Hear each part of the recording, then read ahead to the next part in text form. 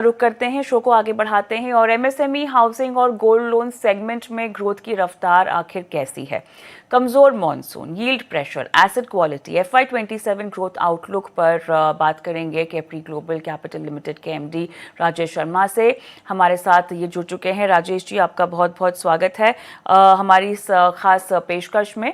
और चलिए, यहाँ पर सबसे पहले हम जानना चाहेंगे कि आगे अगर हम देखें तो मॉनसून में कमी डेफिनेटली, लेकिन रूरल कलेक्शन अक्रॉस एमएसएमई अगर हम देखें, माइक्रो लैब पोर्टफोलियोज देखें, बारिश की वजह से कितना अनइवन हो सकता है यहाँ पर ग्रोथ का पूरा मामला?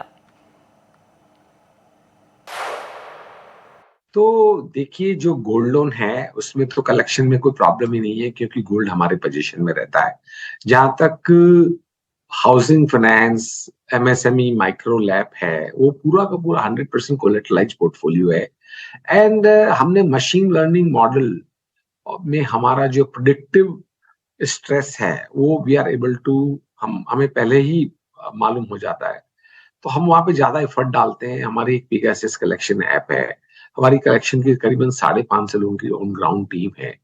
तो कलेक्शन पे बड़ा फोकस है और अभी तक हमें कोई ऐसा स्ट्रेस दिखाई नहीं दिया है जो हमें किसी भी तरह की चिंता में डाले।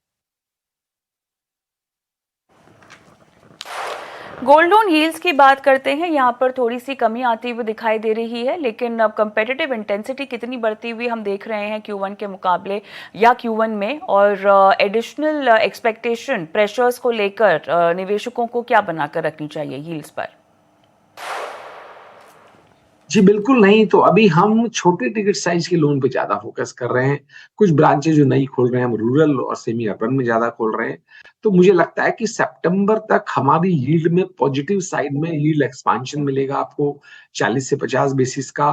और मार्च तक ये होते होते पूरे पोर्टफोलियो पे आपको 75 बेसिस, 100 बेसिस का एक्सपांशन मिलेगा, विच इज वेरी ह्यूज। अब 17,000 करोड़ का भी करंट एयूएम है। और यदि ये बढ़ते बढ़ते 23, 24, 25,000 जो भी जहां पहुंचता है, यदि उस पर ये एक्सपांशन होता है तो ये बहुत ही बड़ा पॉजिटिव इफेक्ट देगा पीएनएल पर। Current average LTV across life book आपको कितनी दिखाई दे रही है, और मार्जिन्स कॉल्स किस तरह से किक इन हो रहे हैं? तो एलटीवी देखिए, अभी हमारी एलटीवी करीबन 63-64% है। और गोल्ड हमारे पोजीशन में रहता है, जैसे मैंने बताया। तो ये आराम से इतना बड़ा मार्जिन अवेलेबल है इसमें, और गोल्ड बहुत ही लिक्विड होता है। तो आप जब डिफॉल्ट होता है 80-85% के, जब गोल्ड का एलटीवी पहुंचता है इंक्लूडिंग ओवरड्यू इंटरेस्ट, तो आप ऑक्शन करके अपना पूरा पैसा वसूल कर सकते हो। तो यहाँ पे कोई ऐसी रिस्क दिखाई नहीं देती है गोल्ड में कि कोई 65% एलटीवी पे कोई भी ऐसी सिचुएशन आ सकती है जहां पे आपका पैसा जो है आपको लॉस हो जाए। और ये 65% की एलटीवी बहुत ही कंफर्टेबल है। रेगुलेटरी रिक्वायरमेंट है कि आप maximum LTV 75% allowed. Asset quality trends पर कोई स्ट्रेस जो नजर आ रहा हो? माइक्रो इकोनॉमिक कंडीशंस यहाँ पर बदली हैं, लिहाजा बोरोवर्स के बिहेवियर में या किसी सेगमेंट में बदलाव? अभी तक तो नहीं है। और मेरा ऐसा मानना है कि देखिए, जब हमने कोविड का एक समय था, जब बिजनेसेस बिल्कुल बंद हो गए थे काफी लॉन्ग पीरियड के लिए, वर्सेस जो करंट सिचुएशन है उसमें बहुत फर्क है। आज करंट सिचुएशन में थोड़ा मार्जिन भले ही प्रेशर में आएगा, लेकिन बिजनेसेस काफी रेसिलियंस शो करते हैं। प्लस ये एक पूरा 100% कोलेटरलाइज सिक्योर्ड पोर्टफोलियो है हमारा। तो यहाँ पे कस्टमर हमेशा प्रायोरिटाइज करता है लोन देने के लिए। तो अभी तक ऐसा कोई स्ट्रेस दिखाई नहीं दिया है। यहाँ पर आखिरी तिमाही बीते वित्त वर्ष की एयूएम लगभग 40,000 करोड़ का गाइड किया है बाय FY27 एंड, और 25% के आसपास की ग्रोथ FY27 के लिए। अब तक के ट्रेंड्स के लिहाज से अप्रैल और मई में कैसा आपको इनलाइन ट्रैजेक्टरी क्या दिखाई दे रही है? मैं यही कहूंगा कि ग्रोथ जो है वो हमने पास्ट में भी जब भी गाइडेंस दी है, हमने उसको बीट किया है। और हमें लगता है इस साल भी हम अपनी गाइडेंस को पूरा कर पाएंगे। हो सकता है स्लाइटली उससे बेटर भी कर दें।